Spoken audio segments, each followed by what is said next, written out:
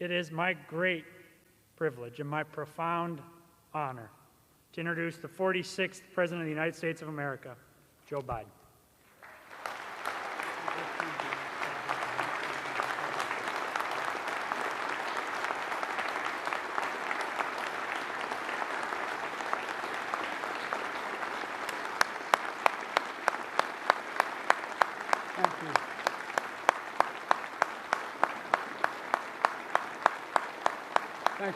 Thank you. It's a great honor to be standing here again. Over 160 years ago, during what would become his final days in office, President Abraham Lincoln addressed this nation, and he said, "Let us strive on to finish the work we're in, to bind up the nation's wounds, to care for him who shall have borne the battle." My fellow Americans, First Lady, Vice President Harris, and Second Gentleman, Secretary Blinken, Austin, McDonough, Mayorkas, Chairman Brown, most importantly, our veterans, service members, and their families. I've said it many times before. I got in trouble for saying it when I was a young senator. I said, we have many obligations, but only one truly sacred obligation. Sacred. To prepare those we send into harm's way and to care for them and their families when they return home and when they don't. It's an obligation, not based on party or politics, but on a promise that unites us all.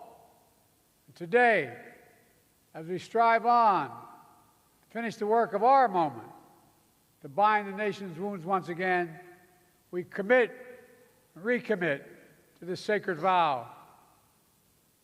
This is the last time I will stand here at Arlington as Commander-in-Chief. It's been the greatest honor of my life to lead you, to serve you, to care for you, to defend you, just as you defended us, generation after generation after generation. You are the greatest fighting force, and this is not hyperbole, the finest fighting force in the history of the world. I'll never forget standing at Valley Forge, where our nation's first soldiers laid down their lives to deliver a nation where everyone is entitled to inalienable rights, life, liberty, pursuit of happiness. And I'll never forget walking the hills of Gettysburg, where thousands more shed their blood to make those words real.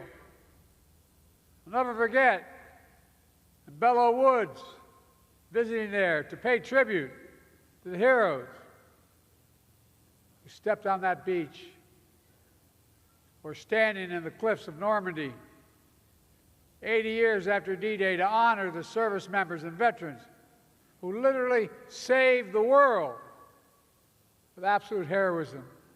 Just standing there, you wonder how in God's name did they have the courage to do what they did.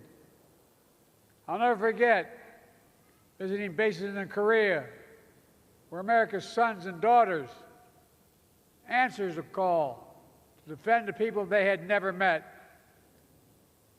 For paying my respects in Hanoi, where so many of our troops defended democracy, including my friend and once worked for me, Senator John McCain.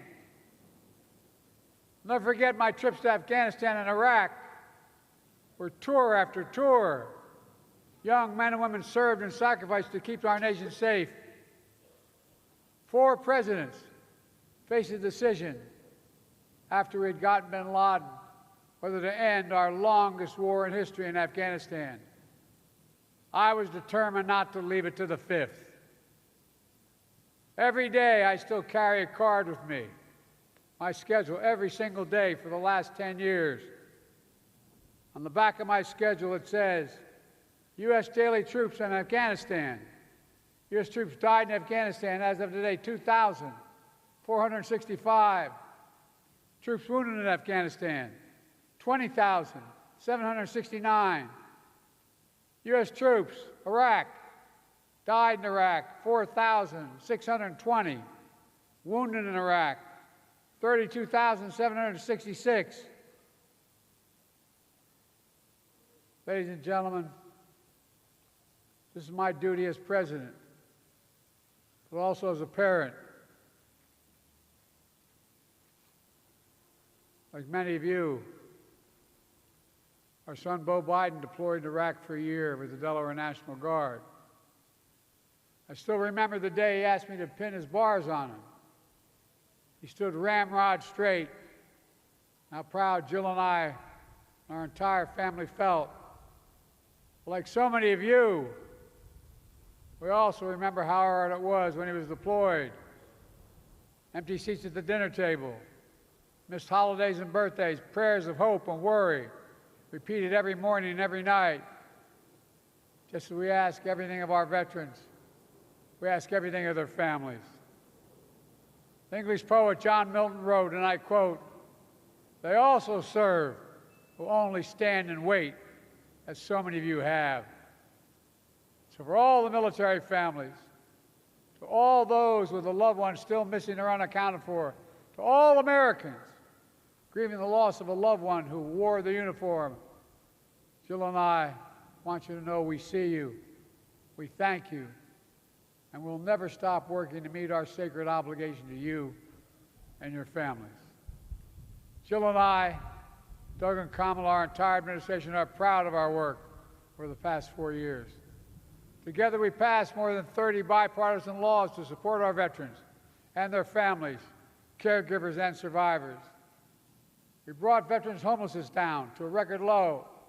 We delivered more benefits to more veterans than any ever before in VA history. We've invested record resources to reduce the scourge of veteran suicide. We took action to protect veterans from scams because no veteran should be defrauded by those they defended. All these actions are vital, but I'm particularly proud of finally passing the PACT Act.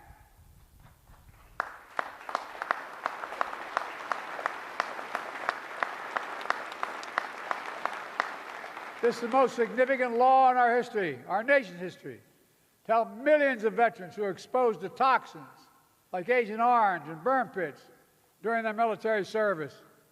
Pits the size of football fields that incinerated the wastes of war, tires, chemicals, batteries, jet fuel, and so much more.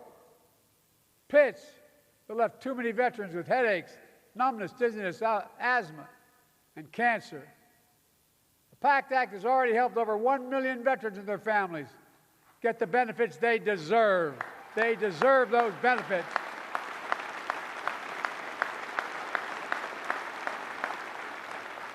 Today, I'm proud to announce that the VA will expand the number of cancers covered under the PACT Act. And to all veterans who served at K2 Air Base in Uzbekistan, constantly surrounded by toxins, we want to honor you. We want to have your back, just like we did in Agent Orange, just like we're going to rule to make sure you don't have to prove your illness as a consequence of your service, which is often too hard to do.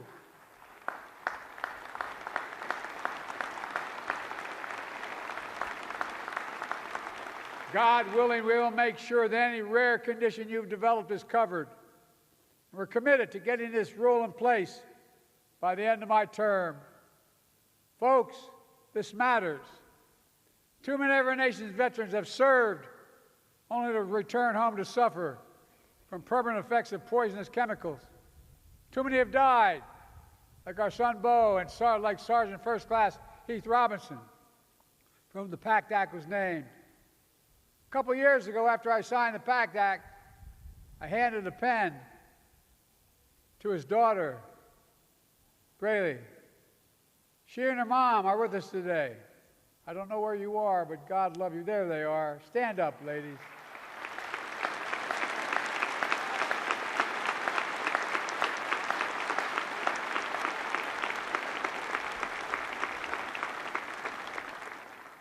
Give me a word, I mean this. I'll never forget.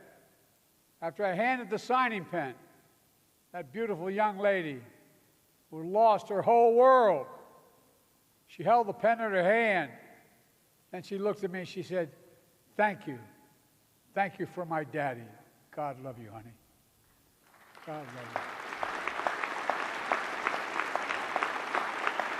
But I don't think she was just thanking me. She was thanking all of you here, all of us, everyone who fought hard and came together to keep our promise to our veterans, to keep the faith. My fellow Americans, we stand here today. We think about all that our veterans have given to our nation, serving and sacrificing in uniform, just as they serve and sacrifice here at home, as educators, firefighters, law enforcement officers, construction workers, entrepreneurs, business leaders, doctors, nurses, elected leaders, and so much more. And just as they routinely put aside differences to work together, this is the moment. This is the moment to come together as a nation, to keep faith in each other. The world is dependent on each of you and all of us, all of you, to keep honoring the women and the men and the families who have borne the battle, to keep protecting everything they fought for, to keep striving to heal our nation's wounds, to keep perfecting our union. We're the only nation in the world built on an idea. Every other nation is based on things like geography, ethnicity, religion. But we're the only nation, the only in the world, built on an idea. And that idea is we're all created equal, deserve to be created equal throughout our lives. We haven't lived up to it every time, but we've never walked away from it. Even when it's hard, especially when it's hard. And today, standing together to honor those Americans who have dared all, risked all, and given all to our nation, we must say clearly, we never will give up. God bless our veterans and their families. And may God protect our troops today and always. God love you. Thank you so much.